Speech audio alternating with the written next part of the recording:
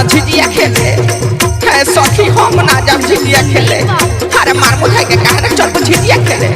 ना ये सखी हम ना जब कहीं झिझिया खेले बड़ा टाइम होता दिसो हम ना जइबो सखिया झिझिरवा खेले बड़म दर हम ना जइबो सखिया झिझिरवा खेले बड़म दर हम ना जइबो सखिया झिझिरवा खेले बड़म दर हम ना जइबो सखिया झिझिरवा खेले बड़म दर झिझिरवा खेले बड़म दर झिझिरवा खेले बड़म दर झिझिरवा खेले बड़म दर झिझिरवा खेले बड़म दर झिझिरवा खेले बड़म दर दैनिया रहे बड़म दर हम ना जइबो सखिया झिझिरवा खेले बड़म दर हम ना जइबो सखिया झिझिरवा खेले बड़म दर हम ना जइबो सखिया झिझिरवा खेले बड़म दर हम ना जइबो सखिया झिझिरवा खेले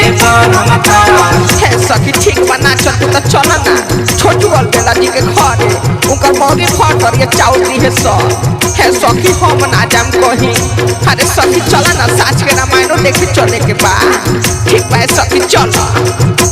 फूल ओकर बाटे भारी मन तर दिउ मारी फूल ओकर बाटे भारी मन तर दिउ मारी फूल ओकर बाटे भारी मन तर दिउ मारी फूल ओकर बाटे भारी मन तर दिउ मारी फूल ओकर बाटे भारी मन तर दिउ मारी फूल ओकर बाटे भारी मन तर दिउ मारी मारती है डाइनी नजर तनी को शरम कर मारती है डाइनी नजर तनी को शरम कर हम ना जइबो सखिया झिझिरवा खेले बड़म दर हम ना जइबो सखिया झिझिरवा खेले बड़म दर हम ना जइबो सखिया झिझिरवा खेले बड़म दर हम ना जइबो सखिया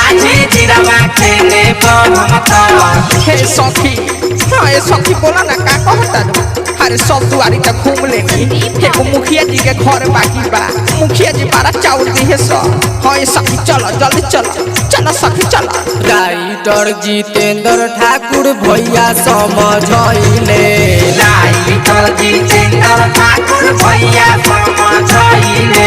राइटर जितेंद्र ठाकुर भैया समझैले विपिन सोना लाल माथे झिझिया उठवले विपिन सोना लाल माथे झिझिया उठवले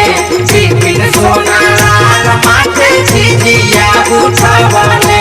छोटू वाला बेला गीतिया गई हेन बरम तर छोटू वाला बेला कितिया गई है बरम तर हम ना जइबो सखिया झिझिरवा खेले बड़म दर हम ना जइबो सखिया झिझिरवा खेले बड़म दर हम ना जइबो सखिया झिझिरवा खेले बड़म दर हम ना जइबो सखिया झिझिरवा खेले बड़म दर झिझिरवा खेले बड़म दर झिझिरवा खेले बड़म दर झिझिरवा खेले बरम तर झिझिरवा खेले बरम तर झिझिरवा खेले बड़म दर दैनिया रहे बड़म दर हम ना जइबो सखिया झिझिरवा खेले बड़म दर हम ना जइबो सखिया झिझिरवा खेले बड़म दर हम ना जइबो सखिया झिझिरवा खेले बड़म दर हम ना जइबो सखिया झिझिरवा खेले बड़म दर रिकॉर्डिंग स्टूडियो छावड़ा।